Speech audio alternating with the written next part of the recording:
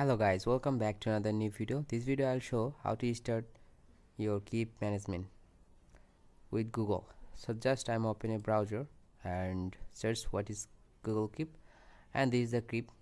So I'm just Google Keep is note taking service included as part of the free web-based Google Docs editing suite offered by Google, and this service also include Google Docs, Google Sheet, Google Slide, and Google Drawing, and Google Fonts, and Google Slide. Wikipedia more, and initially release date March 20, 2013. Okay, developed by Google's and operating system. So guys,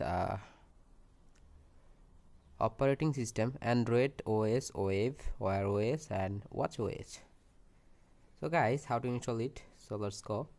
Just click Google Keep Note. Okay, try Google Keep and capture what is your mind. So all notes, list, photo, and audio to keep.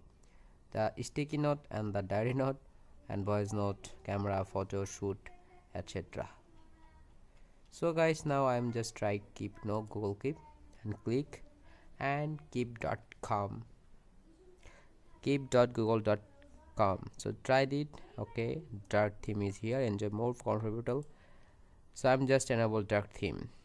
So guys, how can add note?